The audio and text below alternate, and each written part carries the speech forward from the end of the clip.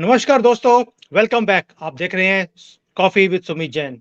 दोस्तों, दिल्ली से हमारे साथ आज विनीत राजपूत जुड़े हुए हैं।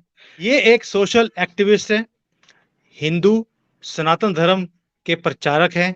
हिंदू धर्म को बचाने के लिए पूरी ये अपनी ज़ोर-ज़ोर से अपना ये प्रचार भी करते हैं। इसलिए जितने हिंदू के प्रचारक हैं, प्यार करते हैं सनातन को, मैं उनको एक-एक को अपने प्लेटफ़ॉर्म पे बुला भी रहा हूँ और उन्हें प्लेटफ़ॉर्म दे रहा हूँ कि अपनी आवाज़ को उजागर करें, हिंदुओं को जोड़ें और इस देश को बचाएँ। तो विनीत जी, बहुत-बहुत धन्यवाद, आज आप हमारे साथ जुड़े हैं। नमस्कार, जय श्री राम सभी को और आपके सभी दर्शकों को भी नमस्कार।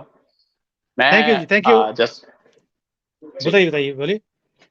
मैं जब आपने मुझे बोला कि मेरे साथ आइए, इस प्लेटफ़ॉर्म पे आइए, थोड़ा विचार साझा करते हैं, तो मुझे बड़ी खुशी हुई कि कुछ है जो मतलब कई लोग हैं जो आज भी हिंदुत्व देश से बाहर रहने के बाद भी हिंदुत्व, सनातन और किस तरीके से अपने अपने लोगों की बात आगे बढ़ाने का प्रयास करते हैं। उसके लिए आप और आपके श्रोतागण और आपके दर्शक बहुत-बहुत शुभकामनाएँ का प्रतीक है। विनीत जी, ये आपका प्यार है भारत से, आपका प्यार है सनातन से, जो मुझे अट्रैक्ट किया आपकी तरफ और मैंने आपको खुद इनवाइट किया। आपने मुझे अप्रोच नहीं किया, मैं आपको अप्रोच कर रहा हूँ क्योंकि मैं सोशल मीडिया हैंडल देखता हूँ सभी का। जो-जो अपने सोशल मीडिया पे सनातन की बात करते हैं, सनातन का प्रचार करते हैं, मैं उन सबको एक प्लेटफ़ॉर्म दे रहा हूँ कि आइए लोगों को जगाएँ, लोगों को जोड़ें और अपने देश को बचाएँ 2024 में। नहीं तो जो ऑपोज़िशन है, इनका तो पूरा मुद्दा है कि हिंदुओं को मार-मार के यहाँ से भगाना है या इन्हें कन्वर्ट करना है। इसलिए देश को बचाना ज़रूरी है। विनय जी, बात करते हैं, अभी ये मुद्दा हम लोग भारत का बाद में लेंगे। सबसे पहले है कि जी20 इतना बड़ा प्रोग्राम भारत में हुआ, उसकी तस्वीरें मैं देखता हूँ तो मेरे रोंगटे खड़े हो जाते हैं कि ये भारत है जिसमें सारा कुछ हो रहा है, पूरे वर्ल्ड का कोई ऐसा बड़ा प्लेयर नहीं है जो भारत में ना हो। वो क्या जी20 के मेंबर्स हैं, नॉन मेंबर्स भी आए हुए हैं, आईएमएफ बैठा हुआ है, वर्ल्ड बैंक बैठा हुआ है। कैसे लगता है आपको? क्या फीलिंग है भारत में? देखिए, सबसे पहली और सबसे बड़ी बात तो मैं ये कहना चाहूँगा कि जब हम देखते हैं कि इतना बड़ा आयोजन, जब हम 20 राष्ट्र की बात करते हैं इस बार तो कुछ ज़्यादा मेंबर्स को भी बुलाया गया था, साथ में अफ्रीकन यूनियन को भी जगह दी गई है, तो ये बहुत बड़ी बात है। लेकिन इससे भी बड़ी बात ये है कि इतने ज़्यादा लोगों को आप बुला रहे हो और बुलाने के साथ-साथ में आप किस तरीके से इसको सुनियोजित तरीके से चला रहे हो। आपने नहीं देखा होगा एक भी वीडियो आया कि किसी किसी देश का कोई प्रेसिडेंट आया या फिर प्राइम मिनिस्टर आया या फिर कोई लीडर आया जो जो उस देश का सर्वोच्च लीडर है। उसके आने से लेके ट्रैफिक में आपने कहीं नहीं देखा हो कि कोई मतलब कुछ भी एक एक जो हुआ है जो सही तरीके से चलता है, प्रॉपर मैनेजमेंट मैं इसको बोलूँगा और जो जैसे ही एयरपोर्ट पे उतर रहे हैं, जिस तरीके से उनका स्वागत किया जा रहा है हमारे सनातन धर्म को जिस तरीके से बढ़ाया जा रहा है, हमने देखा कई किस तरीके से लोक नृत्य वहाँ पे हो रहे हैं और अनेकों प्रकार की उनके सामने रचनाएँ, कलाकृति दिखाई जा रही है, की जा रही है। वो बहुत बहुत रेयर होता है और भारत अगर पहली बार इतना बड़ा आयोजन कर रहा है, तो ये हमें हुँ, सोचना पड़ेगा कि इतना एक्सपीरियंस भारत को नहीं था, हुँ। लेकिन किया देख है। इसके लिए मोदी जी और उनकी पार्लियामेंट और साथ ही साथ में जो दिल्ली में जो लोग हैं ना, जिनको थोड़ी-सी प्रॉब्लम भी सहन करनी पड़ रही है, वो भी इसके लिए मैं तो ये कहूँगा कि उनको भी वो भी सम्मान डिज़र्व करते हैं।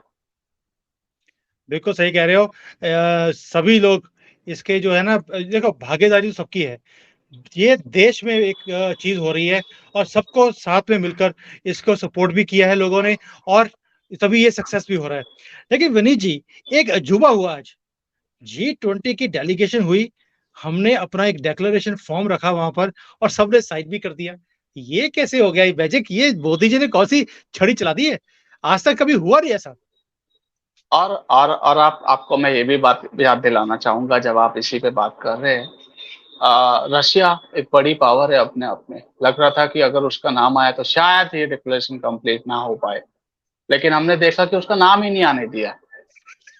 आप आप जब इतने बड़े मंच पे बैठे हो, 20, 25, 30 राष्ट्र आपको देख वहाँ पे उपस्थित है और पूरा विश्व आपको देख रहा है। और साथ में छोटा देश, मैं बात करूँगा पाकिस्तान, एक दुश्मन देश, मैं बात करूँगा चाइना। जिसकी नज़र गड़ाए बैठा हुआ है, वो एक ऐसा रहेगा कि उनके आने ना आने, होने ना होने से हमें कोई फ़र्क नहीं पड़ता। किस तरीके से अपना एक डिक्लेरेशन लाए और वो पहले के पहले 1 गो में ही उसको क्लियर करा दिया। ये बहुत बड़ी बात, बड़ी जीत मैं इसको बोलूँगा केंद्र सरकार की। और डिप्लोमेसी की अगर आप बात करें तो पिछले 10 साल, पिछले 9 साल में हमने कितने डिप्लोमेटिक जीत पाई है, वो हमने देखा है किस तरीके से भारत आगे बढ़ा है। विनीत जी, देखिए आप बिल्कुल सही कह रहे हैं कि डिप्लोमेसी में तो जयशंकर जी का मुकाबला ही नहीं है और चीज़ों को कैसे आगे बढ़ाना है, हमने देखा कि 370 कैसे हटाया गया, राम मंदिर का काम कैसे किया गया। भई ये ऐसे काम हैं जो 500 सालों से फँसे हुए थे, मोदी जी ने एक झटके में कर दिया। अभी G20 के अंदर भी रशिया का नाम ना लेकर उन्होंने पूरा जो ये डिक्लेरेशन था उसको पास करवा लिया, नहीं तो फँस जाता। लेकिन आपने देखा कि उसमें हमने पाकिस्तान और चाइना जो हमारे बहुत अच्छे मित्र देश हैं, इनके लिए भी हमने कोई ना कोई सौगात तो निकाली है, वो क्या है? अगर आप पाकिस्तान और चाइना को हमारा मित्र दोस्त देश बताएँगे तो मुझे मैंने लगता दोस्त है कि बोला है। वो अच्छा फिर ठीक है। मैं उसको व्यंग्य में सोचा कि आपने व्यंग्य में तो नहीं बोला। लेकिन मैं ये कहूँगा कि पाकिस्तान वो एक डूबती नाव है जिसका अगर आप नाव जिसमें कोई चढ़ना नहीं चाहेगा।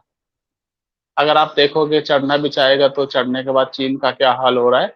चीन किस तरीके से वहाँ से अपना ये सोच रहा है कि हम भाग जाएँ यहाँ से जो अपना इन्वेस्टमेंट किया है, ना तो वो उसको बचा सकता ना उसको लेके भाग सकता। ये चीज़ है और इसमें चाइना को बहुत बड़ी मार पड़ी है। आप सोचिए कि आप एक अफ्रीकन यूनियन को बुला रहे हो और बस आते ही आप उसको स्थायी मेंबरशिप दे रहे हो। अपने आप में बहुत बड़ी बात है और ये डिप्लोमेटिक जीत ही है। मुझे तो और हुँ, आपको तो शायद नहीं पता होगा कि अफ्रीकन यूनियन भी आ रहे हैं। हमें तो पता था कि कुछ एक्सपेक्टेड है, जो देश नए आएगा, यूनियन नया आएगा, हुँ, लेकिन आप देखिए किस तरीके से लाए, उनको अपना सारा का सारा जो भी डिक्लेरेशन था, उसको सबने एक्सेप्ट कर लिया। ये हुँ, बहुत बड़ी बात है। अगर मैं बात करूँ यहाँ से पाकिस्तान की, तो पाकिस्तान तो वैसे ही फाइनेंशियल एक्शन टास्क फोर्स के मारे मरा हुआ है। आप बात करो आईएमएफ वहाँ पे बैठा हुआ है जो ये बोल रहा है कि भाई 6 साल में भारत ने वो काम कर दिया जो पिछले 50 साल में नहीं कर पाया। वर्ल्ड हुँ, बैंक आपने वहाँ पे देखा होगा। तो बहुत सारी चीज़ें आपने आपने ऐसी देखी होगी जो जो कभी पहले नहीं हुई थी भारत में। और जितना आज आपको अगर देखें एमएसएमई का आप देख लीजिए, छोटे बिज़नेस हुँ, देख लीजिए, जिन पे लोग इन्वेस्ट करने में ही डरते थे कि मैं और होता क्या था उसके लिए लोगों को साहूकार से पैसा लेना पड़ता था। ₹100 लीजिए, 1 साल में आपके ₹60 ₹160 आपको देने पड़ेंगे। अब ₹60 बचेंगे ही नहीं, 160 देगा कहाँ से व्यक्ति? ये वाला विषय था। उसके बाद आपने देखा होगा जब मोदी जी और किसी एक देश के लीडर तमिलनाडु के एक उसमें गए, जहाँ पे तमिलनाडु करके एक वो बना हुआ था, वहाँ पे उन्होंने पेमेंट यूपीआई से की। आप सामान कुछ भी खरीदिए, आपको वॉलेट कैरी करने की ज़रूरत नहीं है। क्यों ज़रूरत नहीं है? क्योंकि आपके पास यूपीआई है। आपको मैं बता दूँ शायद आपको नहीं पता होगा, अभी एनपीसीआई एक नया टेक्नोलॉजी लेके आ रहा है, जिसमें आपको कार्ड भी कैरी नहीं करने की ज़रूरत पड़ेगी। अभी जब हम एटीएम से पैसा निकालते हैं ना, तो उसमें कार्ड कैरी करने की ज़रूरत पड़ती है। लेकिन अभी जो आने वाले समय में ऐसा है कि आपको कार्ड कैरी करना नहीं पड़ेगा, जस्ट जाके अपना क्यूआर कोड वहाँ पे एक आएगा, उससे स्कैन करो और कार्यक्रम खत्म। ये हो रहा है, इतना आगे इतनी तेज़ गति से भारत आगे बढ़ रहा है। आज मैं बात करूँ तो अ, भारत जब आप देखोगे तो डेटा सबसे महँगा क्या होता है? हमारा डेटा और डेटा सबसे सस्ता क्या होता है? जिसमें वो चलता है। ट्रू, तो आज भारत में इंटरनेट सबसे सस्ता है। मुझे 400, 500, 600, 700 और तो लोकल कंपनियाँ ₹200-300 पर महीने भी दे देती है। पर हुँ, महीने में अनलिमिटेड आप यूज़ करिए। आप जैसे जाओगे छोटे-छोटे, बड़े-बड़े देशों में तो आपको मिलेगा कि 50 ₹50 ₹60 या $2-3 का 1 जीबी मिल रहा है। तो यहाँ हुँ, पे आपको अनलिमिटेड है ₹2 ₹4 में। True, true, true. देखिए विनीत जी जो मैं देखता हूँ उड़ान भारत की, उसका मुकाबला ही नहीं है। मोदी जी ने एक ऐसा जादू किया है, दैट मीन्स हमारे कंट्री के अंदर स्ट्रेंथ थी, लेकिन इसे लूटा गया। मोदी जी ने वो सारी स्ट्रेंथ को यूज़ किया और भारत को कहाँ से कहाँ ले गए। आज हम बाहर बैठ के गर्व करते हैं कि हम भारत के वासी हैं और ये जो भारत जो इन्विटेशन दिया है इन्होंने from the prime minister of Bharat, from the president of Bharat, और जब मैंने उसको चीज़ को देखा कि अगर ये देखिए, ये छोटी चीज़ नहीं है, नेम प्लेट भी था मोदी जी के सामने, भारत लिखा हुआ था उसके ऊपर। ये एक ऐसी फीलिंग है जो मैं बयान नहीं कर सकता। मुझे नहीं पता कि मेरे साथ ये है कि सबके साथ है। आपको कैसे लगता है? जब भी आप देखते हो कि इन्विटेशंस भारत के नाम पे जा रही हैं और मोदी जी के सामने भारत लिखा हुआ है, एक डिफरेंट फील है इसकी। अगर आप बात करेंगे तो हम कई बार देखते हैं कि पाकिस्तान को इंग्लिश में लिखते हैं PAKISTAN, चाइना को, चीन को इंग्लिश में लिखते हैं CHIN, ऑस्ट्रेलिया, साउथ अफ्रीका या जैसे भी आप देखोगे। लेकिन भारत को इंडिया बोलते थे इंग्लिश में, तो लोगों को लगता था कि भारत मतलब इंडिया, इंग्लिश में इंडिया, हिंदी में भारत। आपको मैं एक चीज याद दिलाना चाहूंगा, जब हम राष्ट्रगान गाते हैं तो उसमें एक आता है भारत भाग्य विधाता, भारत भाग्य विधाता। वहां तो नहीं आता इंडिया भाग्य विधाता। हमने ट्रू। सुना होगा भारत माता की जय, इंडिया माता की जय तो नहीं सुनी होगी, लेकिन कुछ हुँ, है भारत में जो लोग इटालियन माता की जय बोलते हैं, जय जयकार करते रहते हैं, आपने उसका भी सुना होगा। जब आप देखेंगे तो लोगों को ये भी नहीं पता है कि ये इंडिया आया कहाँ से। और अगर हम अपने खोए हुए इतिहास को वापस लेके आ रहे हैं तो इसमें कांग्रेस या विपक्षी दलों को क्या दिक्कत है? दिक्कत ये है, जब बात आती है कि जब मैंने देखा कि प्रेसिडेंट ऑफ या प्राइम मिनिस्टर ऑफ भारत, तो आप सोचे कि आप अपना खोया हुआ सम्मान पा रहे हैं। जिस तरीके से इंडिया आप लेके आ गए, उसके बाद में हमारे देश में एक अलग ही परंपरा है। एक मतलब मैं युवा हूँ, आपको भी मैं युवा ही मान रहा हूँ, आपकी उम्र भी मेरे के आसपास ही होगी, 5-6 साल छोटे बड़े जो भी होगा हमारा चलेगा। भारत में एक ऐसा युवा है जो रिटायरमेंट की एज पे जाने वाला है, लेकिन आज भी युवा है। और एक और ऐसी पार्टी है जिसमें 2 राष्ट्रीय अध्यक्ष होते हैं। मैं मेरे मेरे शासनकाल, मेरे टाइम में जब मैं प्रेसिडेंट हूँ, हार गए तो उसकी उनकी मम्मी ले लेती है, आओ बेटा अब तुम बैठो मैं संभालती हूँ। जब मम्मी के टाइम में हार जाते हैं तो फिर उनको संभाल देते हैं। उसके बाद में वो कहता है कि मैं भारत को जोड़ना चाहता हूँ। आप सोचिए, आप भारत जोड़ो यात्रा करने निकले सर्दियों में, कहाँ से, कश्मीर से कन्याकुमारी से लेकर कश्मीर तक, ठीक है जी। आपने इतना दबाव केंद्र सरकार पे बनाया, इतना दबाव केंद्र सरकार पे बनाया कि केंद्र सरकार ने इंडिया का नाम भारत रख दिया। ऐसा चल रहा है, ऐसा मुझे अभी कंफर्म नहीं है, लेकिन ऐसा चल रहा है कि भारत जो नाम रखा गया वो कांग्रेस के दबाव में रखा गया। राहुल गांधी ने इतना प्रेशर डाला कि भारत जुड़ गया। जो पहले इंडिया था अब वो इंडिया नहीं था, अब वो क्या हो गया, अब वो भारत हो गया। जब आप बात करते हैं तो भारत में आपने देखा होगा ऐसे ऐसे जंक्शन है, जैसे आप देखोगे तो मुजफ्फरनगर जिला हो गया, मुजफ्फरनगर नाम हो गया, अहमदाबाद हो गया, या फिर आप देखोगे भागलपुर हो गया, या फिर बेगूसराय। इन सब में है क्या, इन सब में ये सारी के सारे हमारे ऊपर जो चोट हुई है हमारे इतिहास में वो है। हुँ, आपने देखा होगा नालंदा को किसने खत्म किया था, लेकिन हुँ, नालंदा जिसने खत्म किया उसके नाम पे बख्तियारपुर जंक्शन है। हुँ। आपने देखा होगा कि अगर हम इलाहाबाद को प्रयागराज कर देते हैं तो बोलते हैं हाय ये तो नाम बदल रहे हैं। लेकिन और नाम बदलने से थोड़ी ना काम होता है, लेकिन अगर यही यही सलाह उस समय दी जाती, लोगों ने तो धर्म बदल दिया, आप तो नाम बदलने की बात कर रहे हो। True, true, true. लेकिन देखिए अ, इसकी एक इम्पोर्टेंस भी है। जैसे ही हमारा नाम चेंज होता है, हम अपनी खोई हुई जो विरासत है, वो पालेंगे। देखिए, अब आपका नाम वनीत है, अगर हम आपका नाम राहुल गांधी रख देंगे, तो आपको भी बुरा लगेगा कि कहाँ मैं वनीत, कहाँ मैं एक घेर दिया राहुल गांधी के सेनेट के ऊपर, तो जिसका ऊपर सब कुछ खाली है। तो देखिए, नाम में ही सब कुछ है।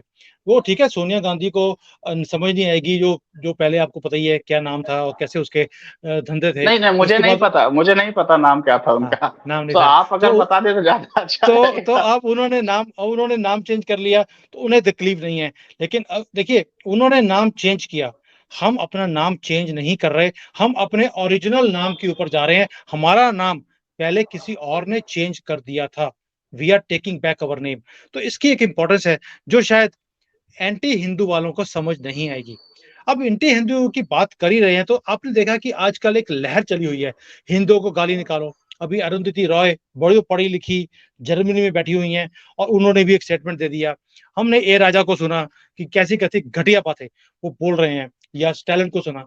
ये लहर क्यों चल रही है, जबकि हम देखते हैं कि इलेक्शन से पहले हमेशा ये लोग तो हिंदुओं के गुणगान गाने शुरू करते थे, टिक्के लगाते थे, जनेऊ बात डालते थे कुर्ते के ऊपर। अभी ये एंटी हिंदू हो गए हैं, ये चक्कर क्या है? देखिए, हम सभी को पता है कि अभी हाल-फिलहाल में चुनाव हुए थे, 7 उपचुनाव हुए हैं, तो उसमें से आपको पहले समझना पड़ेगा कि वो उपचुनाव 7 में से क्या हुआ?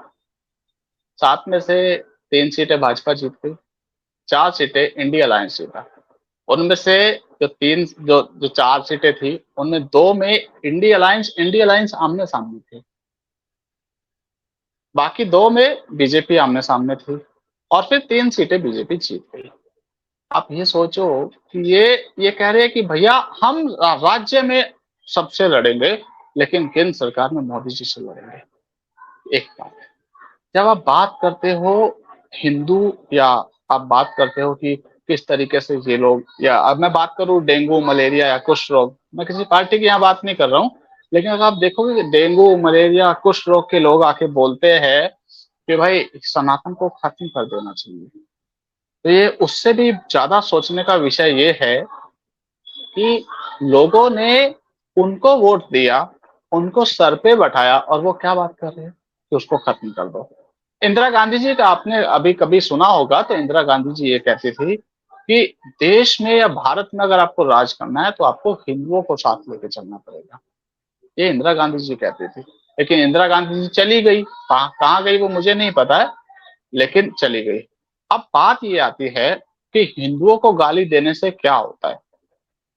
आपने एक वो सुना होगा, भारत तेरे टुकड़े हो गए, हुँ, जो भी बोलते हैं मुझे याद नहीं आ रहा है। उसको कांग्रेस पार्टी में आपने देखा होगा, युवा मोर्चा में ले लिया गया है। हुँ, हुँ। उनके पास में हार्दिक पटेल गए, आप जितने कन्हैया भी आप कुमार। देखोगे, जितने भी आप देखोगे, सब ऐसे कैसे थे, चले गए। सबसे बड़ा गिरगिट आप भूल गए और मैं भी भूल गया।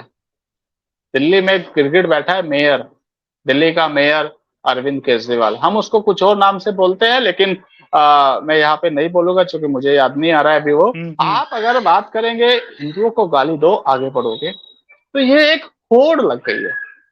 और सबसे बड़ा सोचने का विषय ये है कि इतनी सारी पार्टियों का अलायंस बना है, लेकिन उसमें से किसी ने भी इसको एक कंडम नहीं किया कि हम अगर ये ऐसा बयान देंगे तो हम अलायंस में नहीं आएंगे।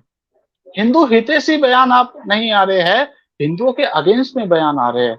आप 26 की 26 पार्टियां चुप बैठी हो। उस 26 पार्टी में आपको देखना पड़ेगा किस प्रकार के लोग हैं। महबूबा नहीं, मुफ्ती। विनीत जी, आप सोच के बताइए कि भई आपने बोला कि अभी उपचुनाव हुए, 7 सीटों में से 3 पे बीजेपी जीत गई, 4 पे चोर जीत गए। दैट मीन्स इनका फ़ॉर्मूला तो काम हो ही रहा है। इनको मालूम है हिंदुओं को गाली निकालो, कुछ भी करो, हिंदू बेवकूफ़ है, ये फिर भी हमें ही वोट देगा।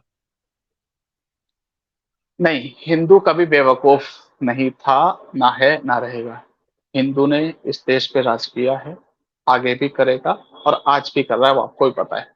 लेकिन हुँ, जब हम बात करते हैं उपचुनाव में, तो उपचुनाव में खासकर ये देखा जाता है कि लोग वोट करने में इतना ज्यादा वो नहीं निभाते कि चलो 4 महीने बाद तो चुनाव है ही, अब क्या मैं जाऊंगा, तो इतने ज्यादा मतलब इंटरेस्ट नहीं लेते। एक बात। दूसरी बात यह है कि अगर वहां पे 7 में से 5 सीटों पे बीजेपी लड़ी, 2 पे तो वो आपस में लड़े ना, हुँ, उसमें इंडिया अलायंस जीता या हारा मुझे ये जानना है। जिस हुँ, 2 सीट पे वे आपस में लड़े, उसमें इंडिया अलायंस जीता या इंडिया अलायंस हारा, हुँ, हुँ, ये हुँ, बड़ा सोचने का विषय है। हुँ। चलिए, एक मुझे बताइए विनीत जी, जैसे आपने बोला कि अभी ये एक एंटी हिंदू लहर चली हुई है। हिंदुओं को क्या करना चाहिए ताकि एकजुट हों और ये जो अत्याचार हमारे धर्म के अगेंस्ट हो रहा है, आप कभी सोच सकते हैं कि मुसलमान के अगेंस्ट कोई बोल दे, वो तो सर सर से सर तन से जुदा की धमकी दे देते एकदम से। हिंदू कभी कुछ बोलता ही नहीं है। आप कभी क्रिश्चियंस के अगेंस्ट बोल के देखिए, पूरे दुनिया में हल्ला हो जाएगा। हिंदू क्यों नहीं बोलता, और ये कैसे इस चीज को रोका जाए? हाँ, देखिए हो सकता है मैं थोड़ा-सा हार्श हो जाऊँ, लेकिन ये बात सच है। कि जब नुपुर जी का एक केस आया था, आपने सुना होगा, वो हालाँकि उसमें जो लिखा है वही पढ़ रही थी, कुछ नया नहीं बोल रही थी वो। हम्म। लेकिन उसके ऊपर भी कितने देशों से स्टेटमेंट आए थे, और हम्म। भारत में बैठे कुछ दलाल वो कह रहे थे ये लो जी इनका भी स्टेटमेंट आ गया, ये लो जी इनका भी स्टेटमेंट आ गया, ये लो जी इनका भी स्टेटमेंट। हम्म। भारत में बैठे दलाल ही तो बोल रहे थे। जब आप बात करते हो हिंदुओं की, तो हिंदू इकट्ठा है, इसमें कोई दो राय नहीं है। अगर हिंदू इकट्ठा नहीं होता तो 9 साल में जो हमने देखा है वो नहीं होता, यूपी में भी इतना बड़ा मतलब विक्ट्री नहीं होती। तो हिंदू इकट्ठा है, लेकिन जब आप बात करते हो सेकुलर की बात करूं, तो सेकुलर तो वो लोग हैं कि ये पिट रहा है पिटने दो, जब मेरा नंबर आएगा देख लेंगे। आपने देखा होगा पाकिस्तान से कुछ लोग आए थे जो वहां पे कहते थे कि मेरी तो कोठी है, छोड़ के भागना पड़ा था सब कुछ। और तीसरा, जब हम बात करते हैं कि ये इसका विकल्प क्या है, इसका विकल्प ये है कि हिंदू को अगर आपको आगे बढ़ना है, हर जगह आपको आगे बढ़ना है, तो सबसे पहले तो आपको यूनिटी लानी पड़ेगी, और यूनिटी में आई अगर है तो यूनिटी ही होएगी, उसके बिना उसके आगे पीछे कुछ नहीं होएगा। तो अगर यूनिटी में आई है, मैं हूं, सामने वाला पिट रहा है, मैं उसको पीटूंगा, तो दैट इज यूनिटी। सामने वाला पिट रहा है, आई वहां पे नहीं है, तो वो फिर क्या हुआ? यूनिटी नहीं हुआ।